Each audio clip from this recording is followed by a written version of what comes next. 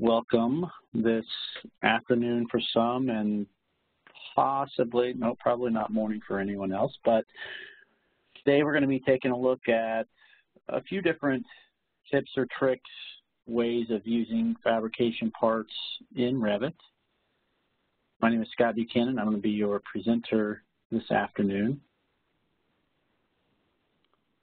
A little background about myself. I fulfilled a consulting experience for about 14 years and been heavily involved on the MEP side of things on the Revit platform and on the AutoCAD platform as well. And then, of course, once Autodesk acquired the fabrication products from MEP Software, went ahead and dove into those as well. And I've spent a great deal of time throughout my years doing setup in just core Revit itself, but then with the fabrication tools specifically, getting databases configured for shop standards, building additional content that may be needed, and then also kind of leveraging my Revit experience and how we could integrate settings within Revit and get the best display representation from the fabrication parts themselves, all the way down to setting up plasma tables, coil lines, and delivering custom training around all those as well. So here's our agenda for this afternoon. Just got a quick little intro, talk about, I don't know the audience exactly who all is in here. I'm going to do some things initially that might be a little bit basic for those that have been using the fabrication products already. Maybe you've built your own databases and have been down that route for a long time, and now you're just coming over to Revit. But I did want to include kind of some entry-level things from the fabrication standpoint. So a couple little 101, as I called it there, some editing tips and tricks just to get things going down that path. Beyond that, then we'll approach it more of staying Revit focused, right? So going in and seeing how we can create some custom tags, what might be available for us, a few little things they've added over the past couple of releases with the fab parts, and then also getting into filters and view templates. So those are going to be huge for us as far as how we get the type of display that we want out of these projects.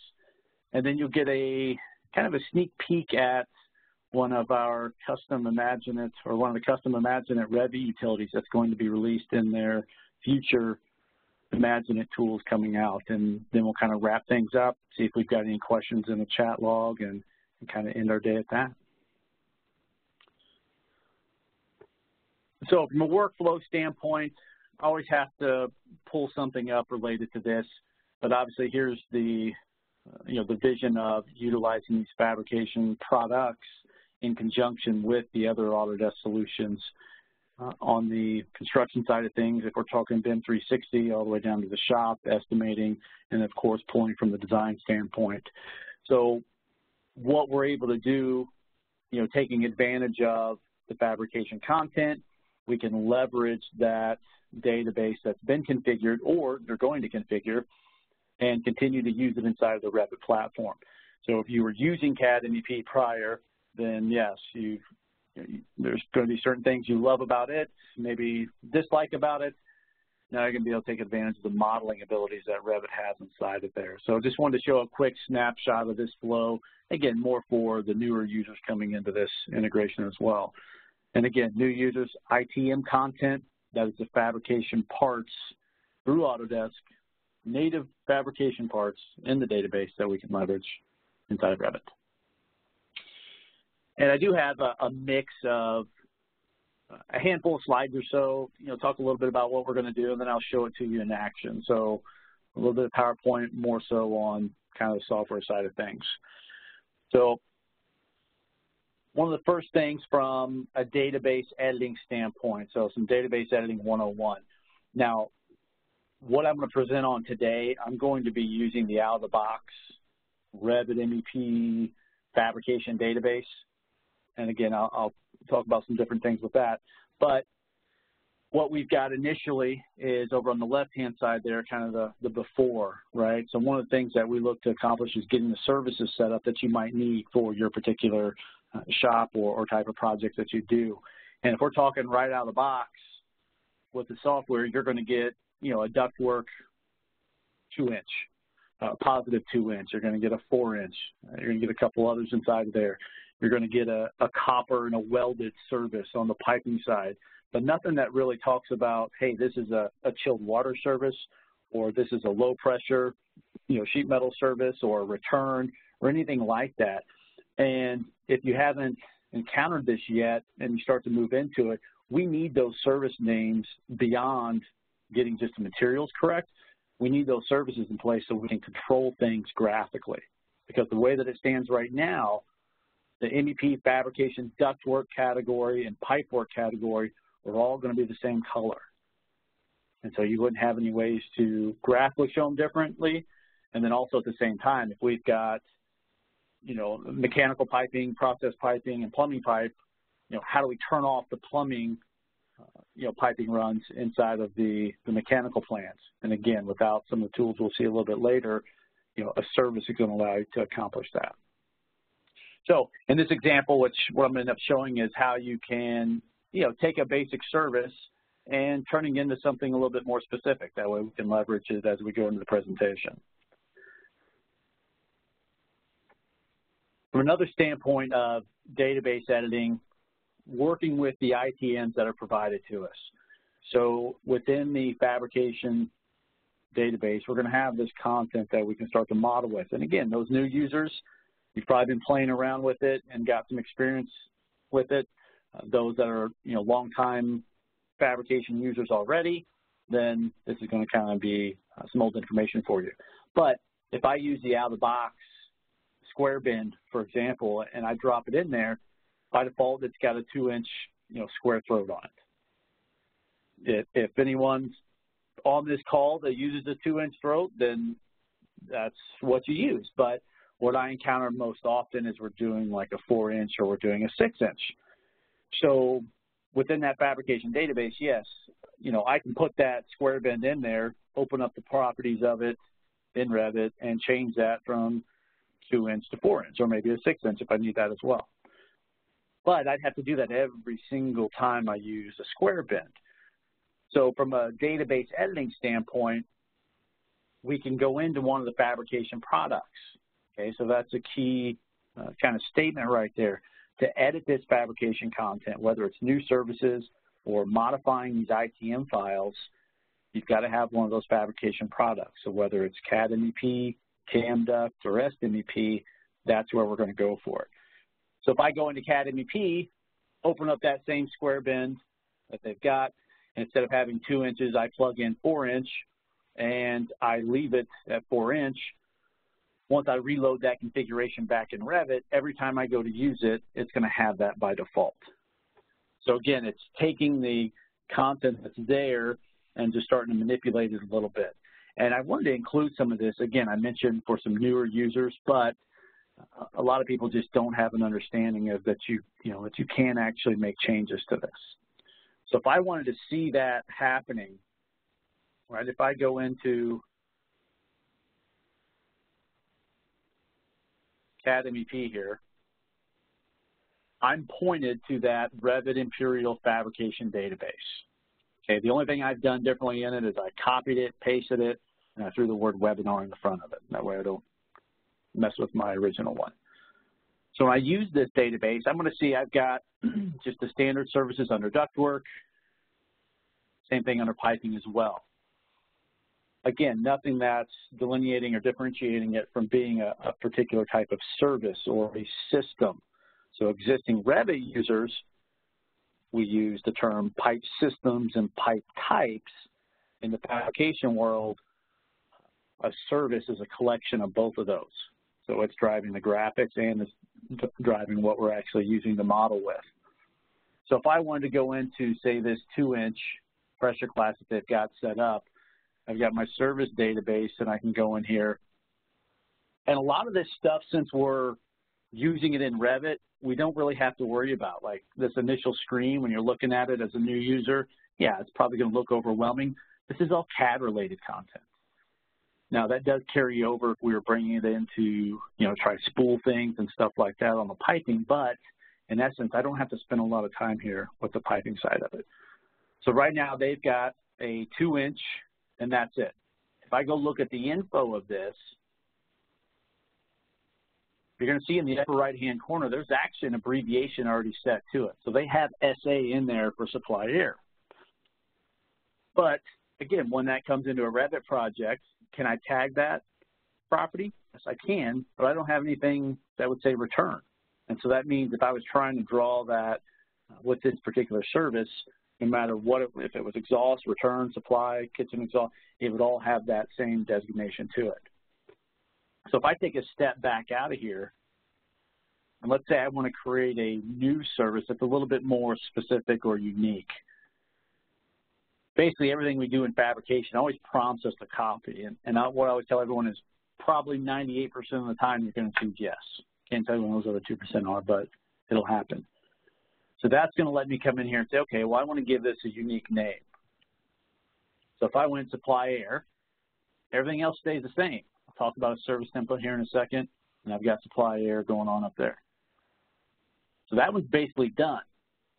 Here's where I can start to branch out a little bit. I do that new service again. Am I going to copy it? Yes. But this time, instead of it being supply air, I'm going to go return air. And again, naming convention, that's completely up to you. And then in the upper right-hand corner, I want to make sure that I go with that abbreviation to be RA or whatever your standard is. So all that's kind of staying in place at this point. Looking at the service list, now I've got a return air, I've got a supply air. I'm going to go ahead and grab that 4-inch and do the same thing. Now, I could have just renamed the 2 and 4, but I have a tendency to, I like to leave the originals always in place, for a while at least. So if I go back to this one, I'm going to go supply air 4-inch. My abbreviation is still good because I copied that original one, but here's where it's going to be a little bit different. Here I've got use service template. So for those of you that are maybe haven't been in here in a long time or for new users, this service template right here drives these default buttons and tabs that are loaded here. So low pressure is going to have these in a particular order.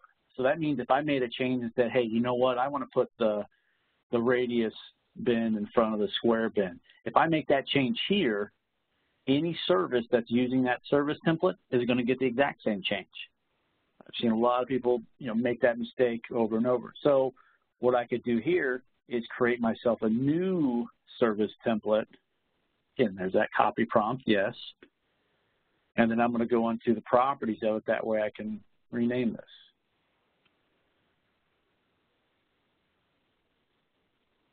So medium pressure, at that point, it would allow me to make whatever changes to this layout right here. So if I want to do something as simple as moving that radius in front of there, I could. Or if I want to get rid of, certain takeoffs or certain fittings, yeah, I could start deleting stuff. Not that I get rid of an offset, but if I want to get rid of that out of there, I'm making that change, and the only place that change is happening is wherever that service template is being used, and right now it's just on that 4-inch supply air.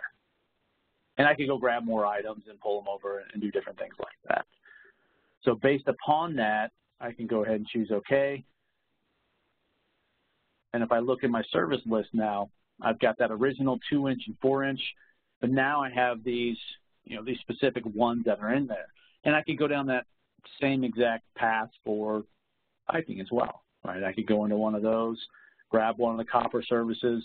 That could be, domestic cold water, give the appropriate abbreviation. So that process just gets duplicated over and over again. If I went into its properties, right, they've got WMU in there right now.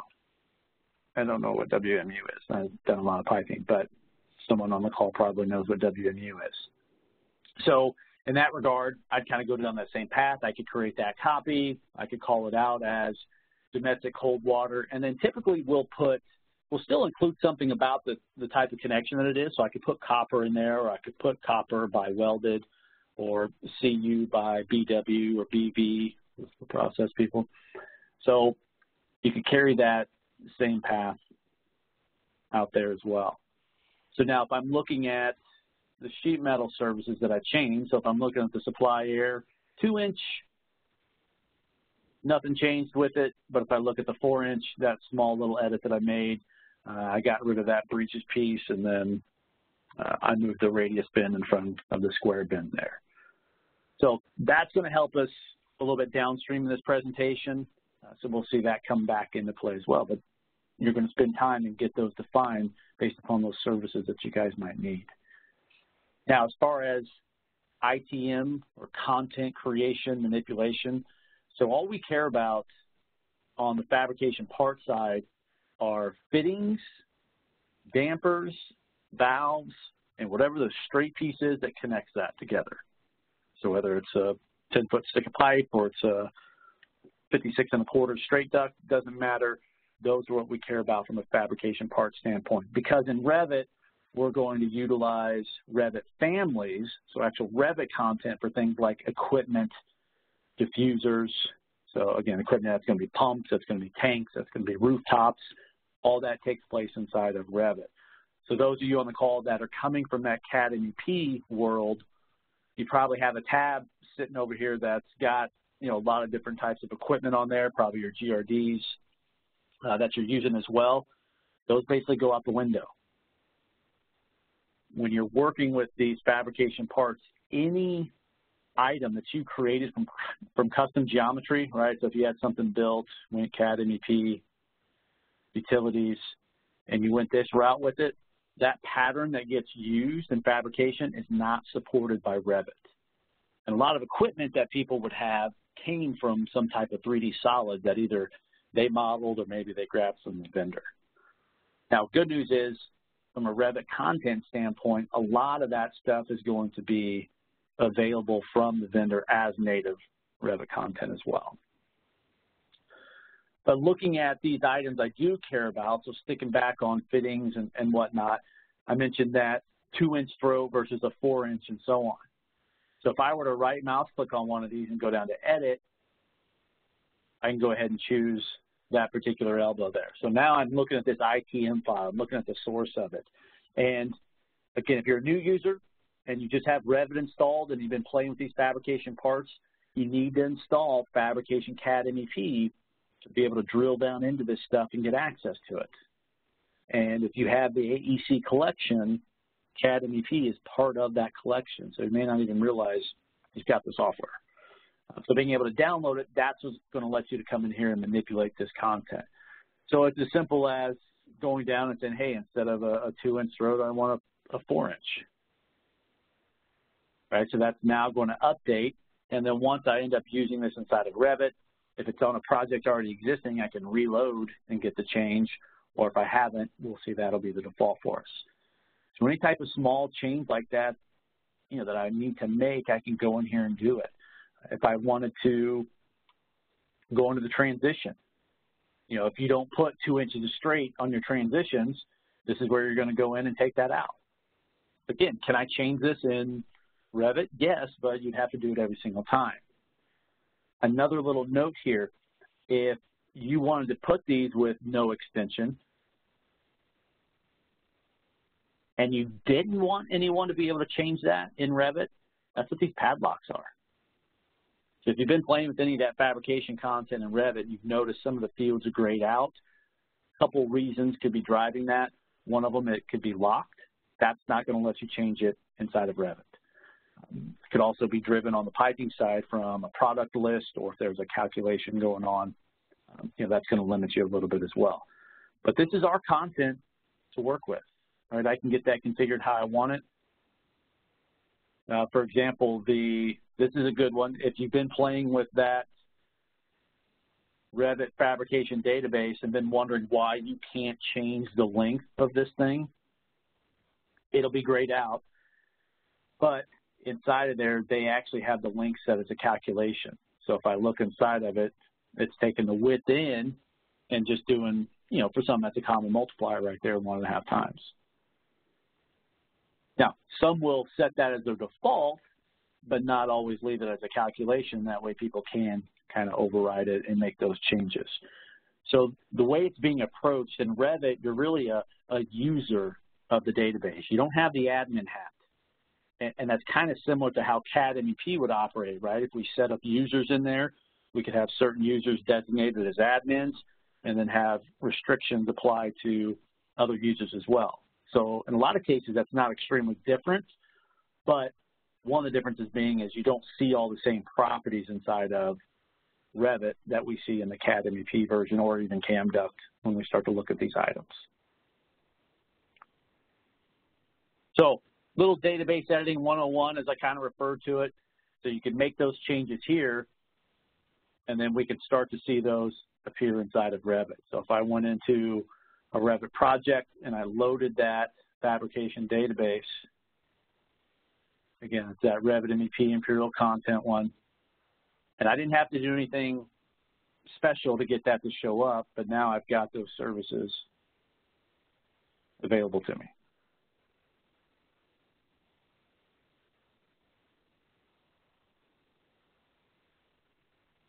If we had been working on a Revit project already, just keep that in mind that if a change happens in that database, you do have to go back in and reload the configuration in Revit. At this point right now, everything's kind of static, right? So if a change happens, it's not going to update your buttons here. It's not going to change your model that you've already got in there. But if I've got, someone working on that database, I'm going to have to come in here, hit my reload config, and at that point, any new services would show up, or if someone was doing, kind of some behind-the-scenes work, that would show up on those particular service palettes as well.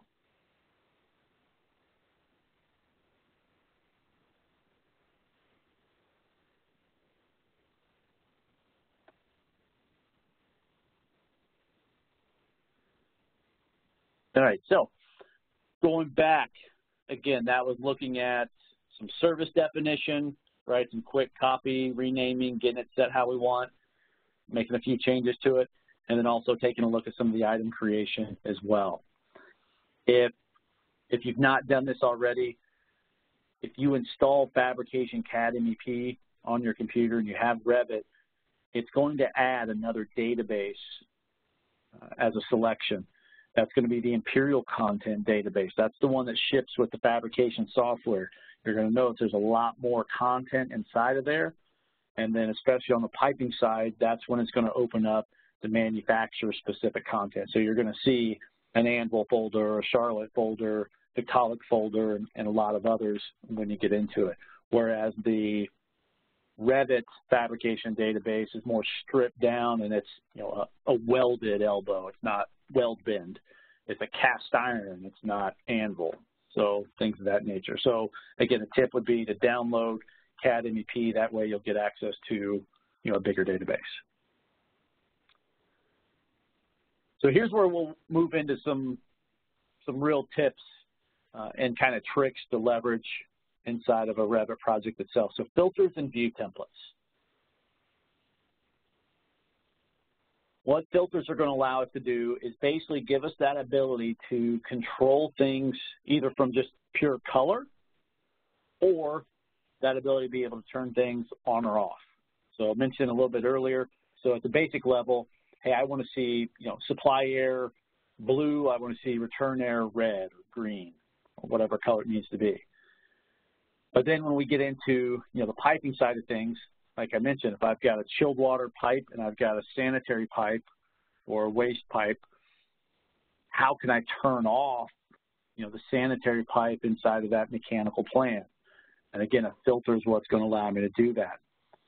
Those are some functionalities and some workflows we had to do in Revit years back with normal Revit content before they introduced pipe systems back in 2012.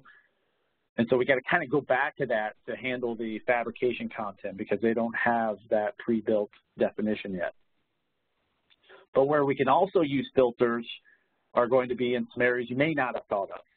So different ways of how we can, color in piping if I'm sending that out for spooling, whether I'm spooling inside of Fabrication CAD MEP or I'm doing the workaround method with assemblies inside of Revit.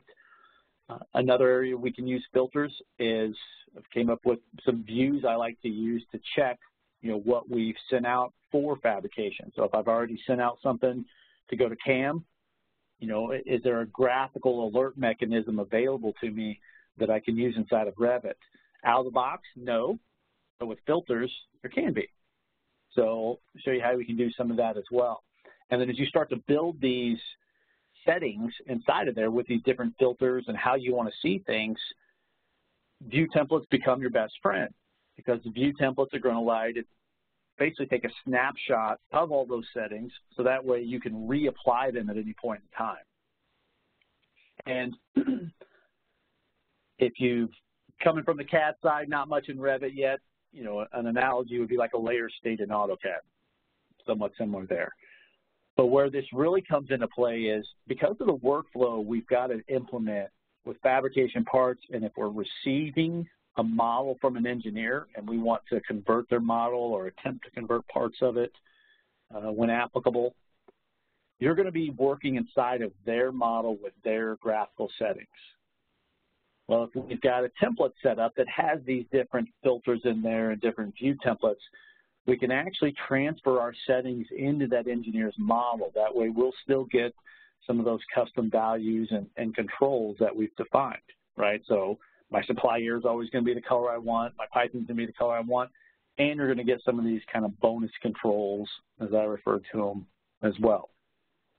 So putting that inside of an actual project template that you build is going to allow you to do that transfer in. I'll kind of show a little bit of that, you know, as we go into it as well. So if I were to go back, I'm going to stay in Revit now. So at this point, we've got all Revit done, okay? So if I was going to go in and I wanted to start controlling how some of these things look, we're approaching this as, hey, I've got an engineer's model, they delivered it to me, this is their particular floor plan that they've got. So first thing I'm going to do is actually duplicate this view, because I don't want to work inside of their actual view with all their annotation. They may have some notes in there that I don't care anything about. So one of the things I always recommend is get your own view duplicated. So that way, as I start to apply my filters and work through things, it's just going to be inside of here. And at that point, I can use whatever naming convention that I want. I'm just going to be really generic with this, mechanical fab plan. So that view gets created. This is mine at this point in time. So now that I've got my different services in here, so I've got the return, I've got the supply, I'm going to go ahead and take this Revit layout that they've got, and I'm going to convert it with the design to fabrication. So I'll go low pressure, 2-inch, let it convert, optimize the links, and go in there. Now, I'm not approaching this webinar from a constructability standpoint, so I'm not going to spend time cleaning up stuff, getting that boot out of the wall and putting the canvas down here. That's not my intent there. I'm going to slide that over though. So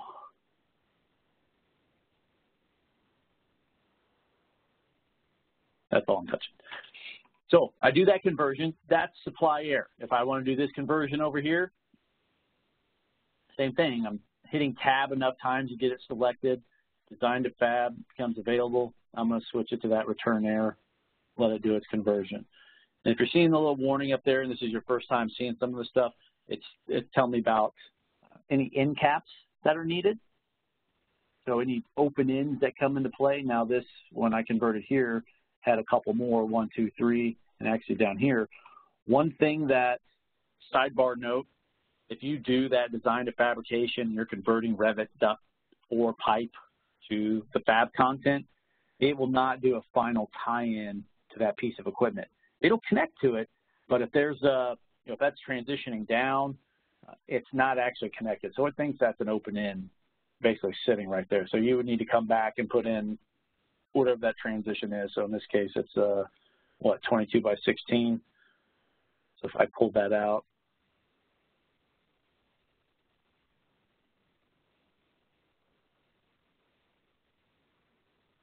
and we're going there.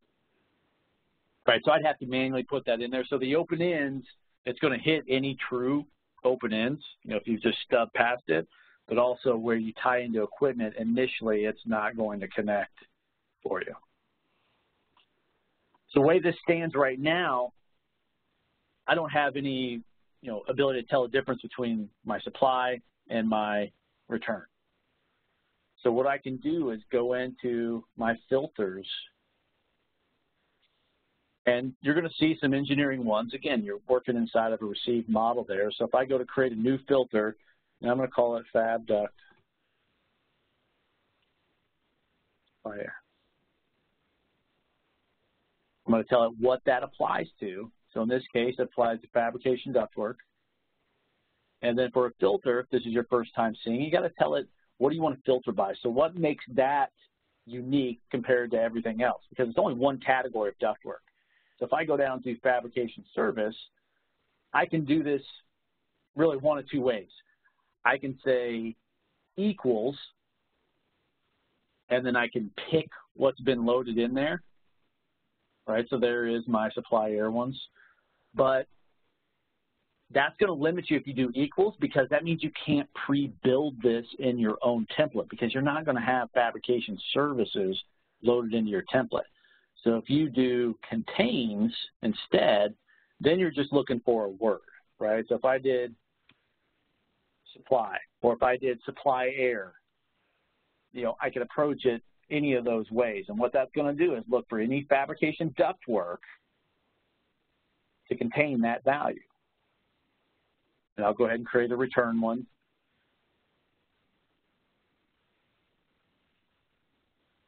If you separated low pressure, medium, high pressure, then you can drill down as far as you want with these actual filters. So again, same thing. I'm going for the service. It's going to contain.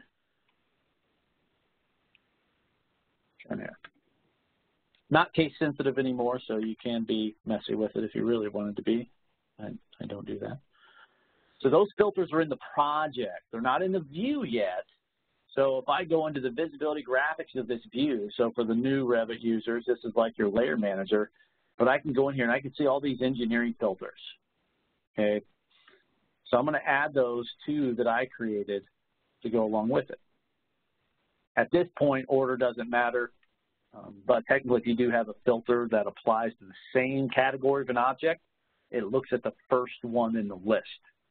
It'll use multiple filters as long as what you're overriding does not overlap each other. So if I said supply is going to be blue, and our return is going to be red.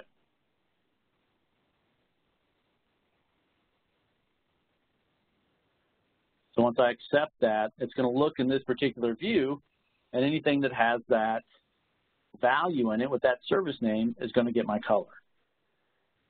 That's now the default in this view. So if I were to come over here, and actually I'm going to pick a different color than blue, since all the normal Revit duct is already blue. Say I'm going to go green.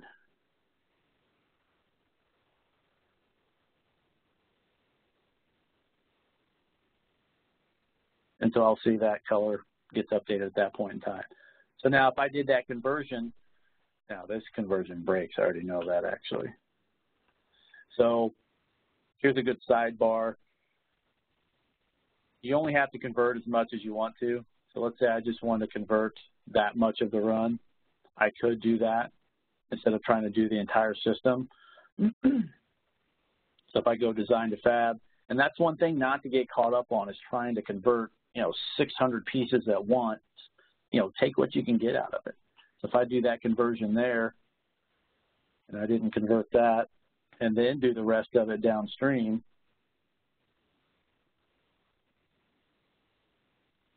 now I know to do it this way because I know what's going to happen with that, trying to do that crazy T into right there. But at that point, then I could start to clean this up.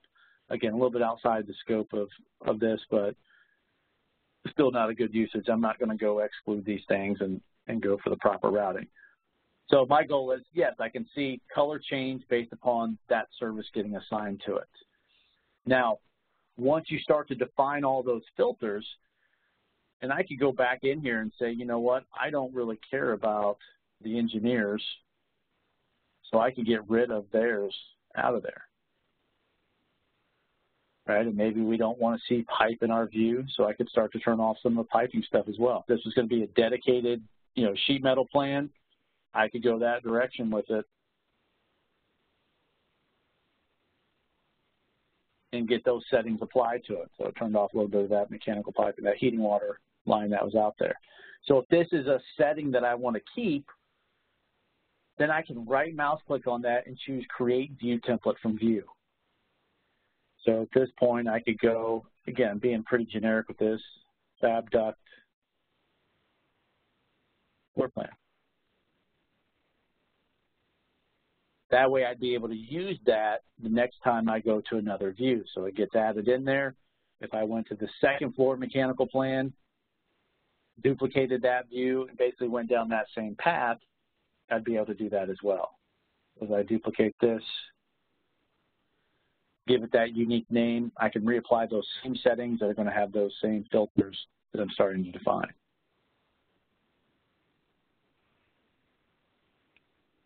So I get my dedicated view, I apply my view template. Not that I have any of the fab parts in this particular view, but it's going to go ahead and assign those to get them. So now if I go back into those view controls, we'll see just those two filters are there. So it's ready to start, getting applied as I start converting or I start drawing, whatever it is that I need to do. Now, those are some of the filters that we look to approach on a day-to-day basis. Some other ones that are a little bit more unique. I'm going to go back to my fab plan here. We can create ourselves custom parameters inside of Revit. So what I'm going to do is create a project parameter. And this is also something that we can share across projects as well and transfer in. So I'm going to add a new one called Issued for Fabrication. This is going to be a a yes/no parameter because I just want a checkbox. That's what I'm after. So if I put this in a certain location, and then like that filter, I'm going to tell it what it applies to. I'm going to say you apply to ductwork and pipework. So that way we can use it for both.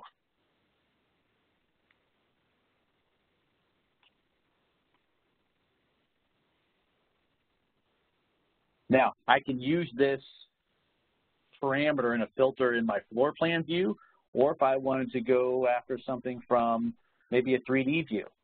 So let's say I duplicated one of these views to start to use instead. So if I create myself Issued for Fab view, again, there's some stuff in there I don't care anything about at this point. I could go in there and start to turn things off, like the building. And when we're looking at this, only that lower area right there are the fab parts. So what I can look to do is create myself another filter and apply it to this particular view. So if I go into filters, again, all these I don't really care about, but I'm just going to create myself another one. This filter is going to be called Fab, Issued for Fabrication. I always throw that prefix in there just because it groups them together. And I didn't put Fab Duct or Fab Pipe because I can use this same filter on both, actually. So I tell it that I want to apply it to pipework and ductwork, and I'm looking for that Issued for Fabrication parameter to equal yes. So if you think of CAD MEP users, right? If you do the create cam command, right, you select the ductwork and you send it out, there's a setting in the database that will allow it to change the status automatically. Some of you may or may not do that. What I'm trying to do here is I'm mimicking that, really. So I'm giving this ability and saying, hey, you know what? I'm going to give it a solid color, and I'm going to assign a transparency to it. So as I do that, what I'm saying is, as I want to export this out, so let's say I'm going to do just the supply side here for that run. So as I grab all of that, which I know we got to filter out air terminals and flex because those don't go anywhere. I'm going to come over to my Issued for Fabrication, and I'm going to check the box. because my next step is, and you can do this either or, I'm going to go to add-ins, but you can already see the color change over there, Revit extension, and I'm exporting out an IMAGINiT. Right? I'd name that appropriately just like I was inside of CAD MEP sending that out. So that's given me a graphical kind of alert that I can see only in this view, right? If I go back to the floor plan, it's going to have the initial colors and things like that inside there. Could I assign this view? Yeah, but I recommend you duplicate it. That way you can just assign it whenever you want to. Once you start to assign those mechanisms to it, then you could actually go through and do that same create view template from view.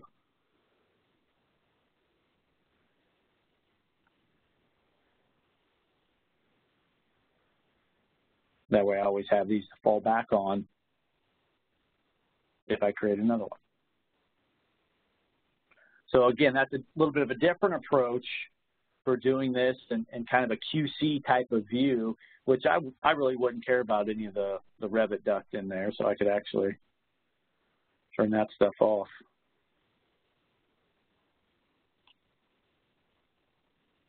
Again, those are the only runs that I've sent out for Fab, but if I ended up doing the return, if I sent all of that out, again, I don't take the air terminals with it. But if I go down, check that box for issue for fabrication, you can see that color changes, and then you can go your add-ins route, and you're exporting that out to the IMAGINiT file, which is going to go into CamDuct for you.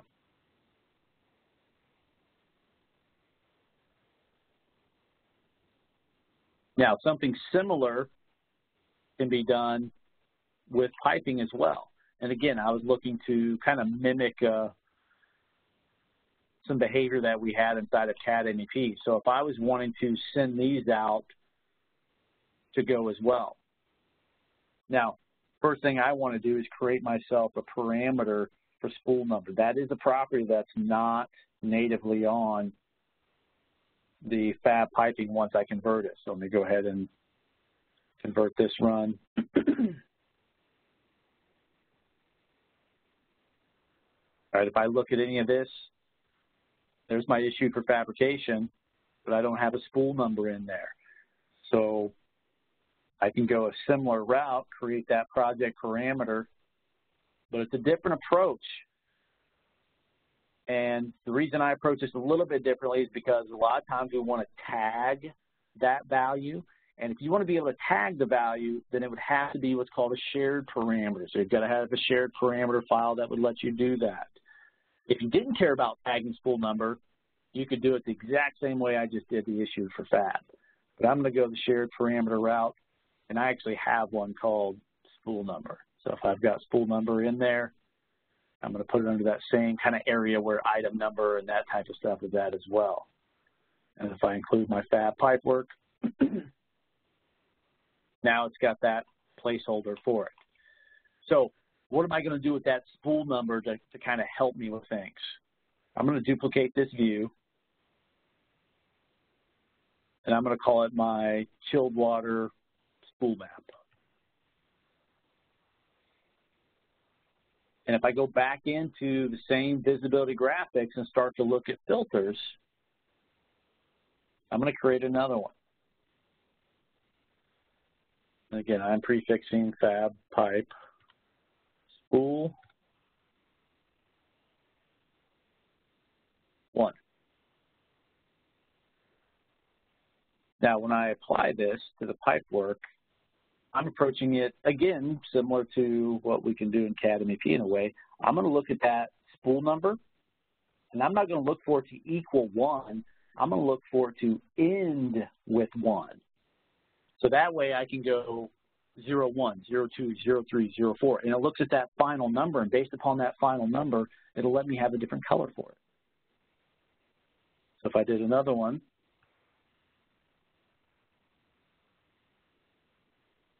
apply to the same category, using that custom shared parameter that I added to the project, which again can be in templates and everything else, and I'm saying ends with, and I'd keep going, 3, 4, 5, 6, 7, 8, 9, and also a 0 in there. So once those are added to this view, I'm going to say, hey, anything that is ends in 1, I want it to be red, color 1. Do I want to shade it in? Yeah, I'll go ahead and shade it in.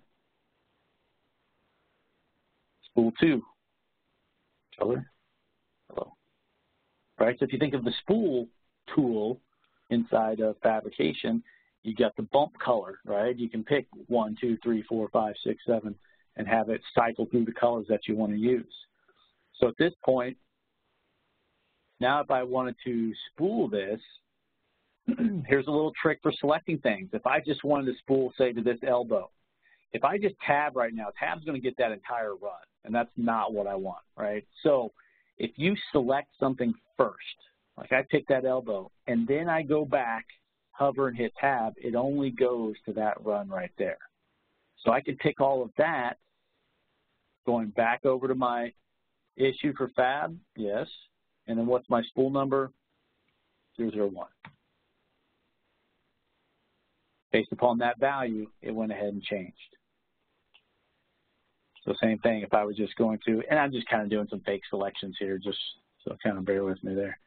And same thing, don't forget the weld. If you forget the weld, actually I'm going to forget it on purpose initially. So I tab back, that's going to be spool 2. Again, color is changing based upon that filter in there. You'll see those colors stand out, and I could always go back in there and say, okay, yeah, that was supposed to be 002. So that's kind of a way to approach it with a spool behavior.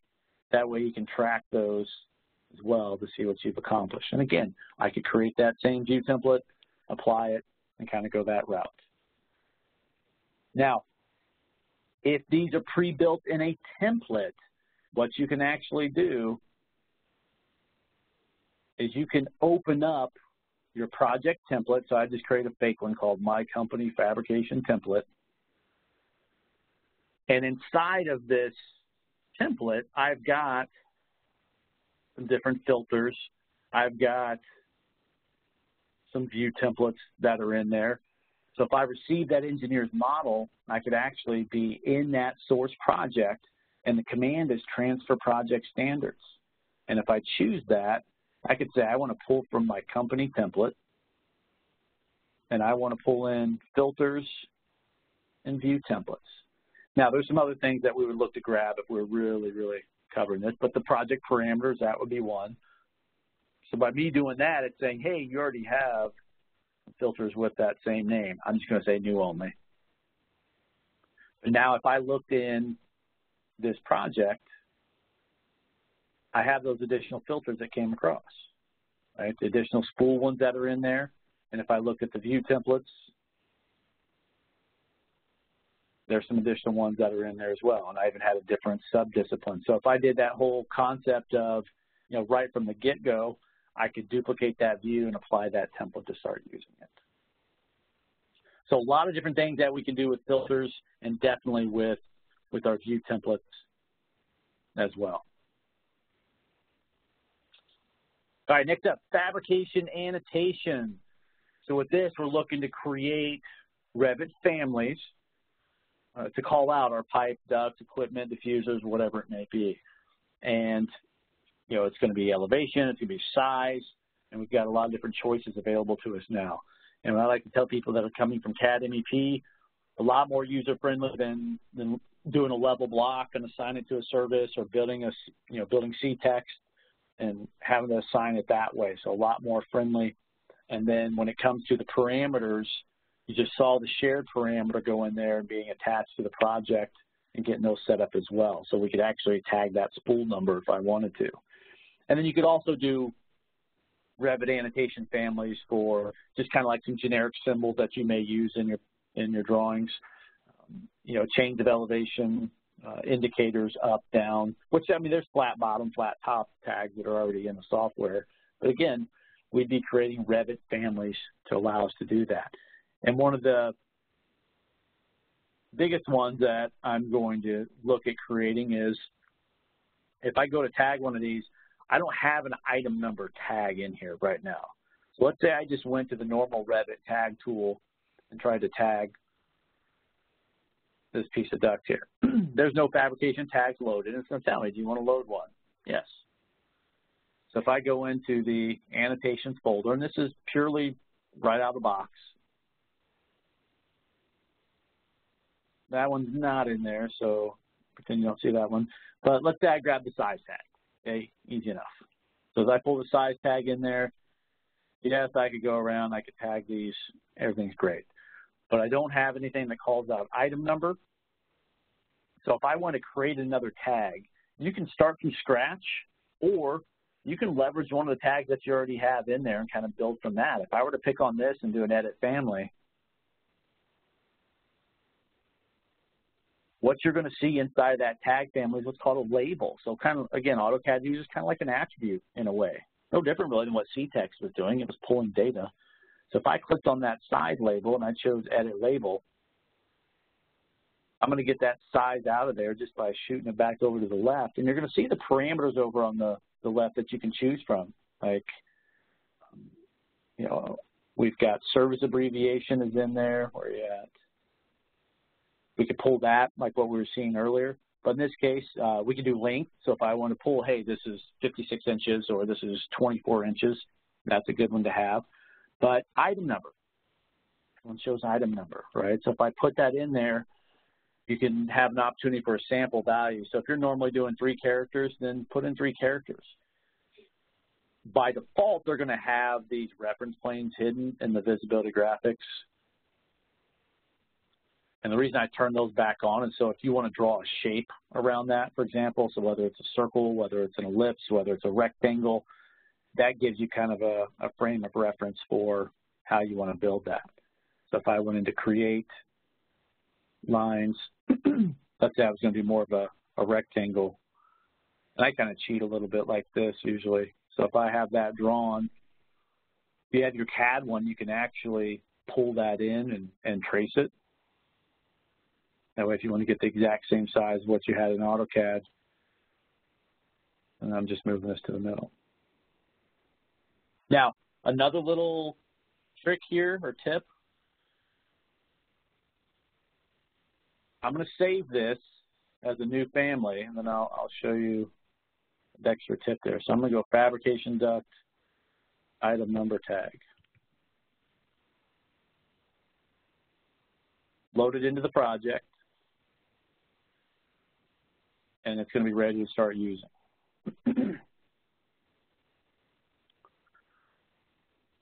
So as I put that in there, notice how it doesn't let me get it on the center of the duct or even if it was pipe or any of that.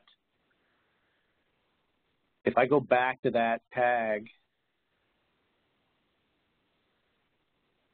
that box is really big. I should make it smaller, but I'm going to move this down. It's almost like it thinks that piece of duct or pipe is 2 pieces. So if I move this down a little bit and I load it back into the project,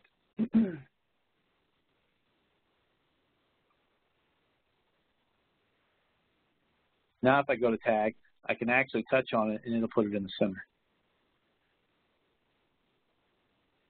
Probably took me 6 months to figure that out. But you'd always want to come off the side, you move it, which I mean a lot of people say, well, we're going to move it anyways. Well, if you want to have that ability to put it in the knife, make that the corner. Like I said, I almost think that like, I don't know if it's like 2 halves is what it's thinking is there, but that's kind of one way of doing it.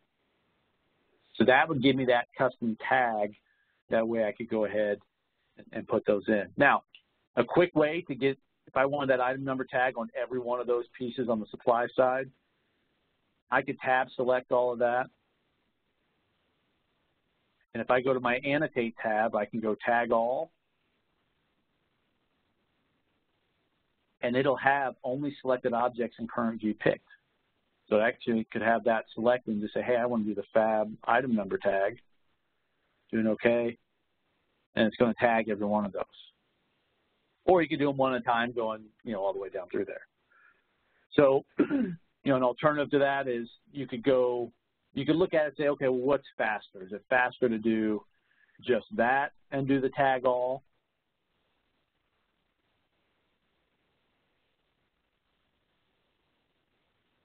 And then afterwards, just do the run.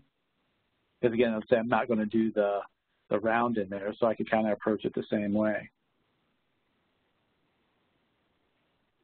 Or again, if it's faster, just go down one at a time. And so if I started the tag command,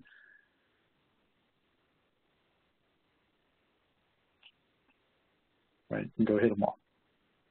So now what that tag is reading is that item number parameter. So out of the box, it's not giving me that ability to be able to pull, pull that tag value, but you can always create your own and do what you want with that as well.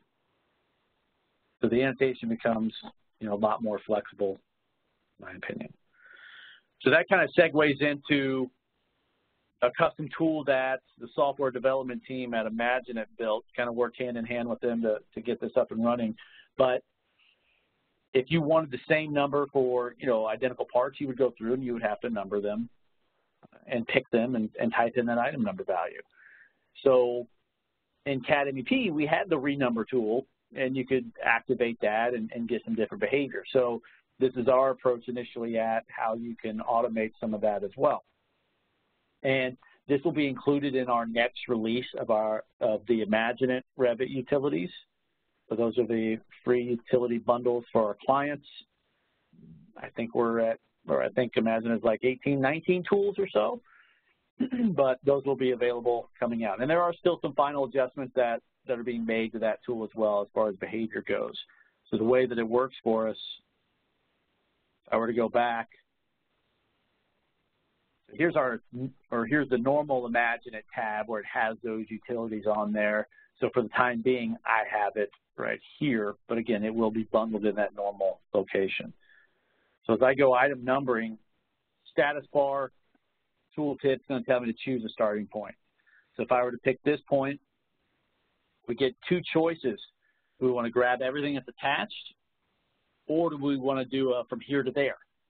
So from here to there is more of, if this was a long main or trunk line and I only want to go up to a certain point, you could go pick that final ending point and it would just renumber what you have up to that point. Or if I'm doing pipe spooling, right, same thing. If I want that same numbering, I would pick my start, where's my end, and let it go that direction. In this case, I'm going to do number all. What's my starting number? Just to make those boxes look more realistic in size. I'll go 3 characters since that's what I drew it after. So I've got the renumber for similar parts and then include bought out. So if I was doing piping, I need to tick that box. That way I get it picked up. That's also what's having it skip over the round duct. So as I accept that, and we're going through, and I can see, hey, I got my number 1, I got my 2, 3 threes, standard lengths, and then kind of short from there, back to 3s, and so on. So it's given us that ability to be able to do that numbering. Again, if I was doing more of a here to there, let's say I look at that transition, it does not have an item number on it. So if I use the tool, you don't have to have a tag on there. Pick that start, and I'd say just from here to there, let's say I was just going to that radius elbow. Not connected. Oh, I see the gap there. So that's telling me there's a bit of a QC in there and saying, hey, you're not connected all the way back to that. So at that point, I need to go back and troubleshoot that layout that I have in there. So just another way that it can kind of help us what we have. So item numbering tool will be available in the IMAGINiT Revit Utilities shortly after the 2020 products roll out. Those will be available. This was built on 2019, so it will be available, should be available on the 19 side and then 20 as well.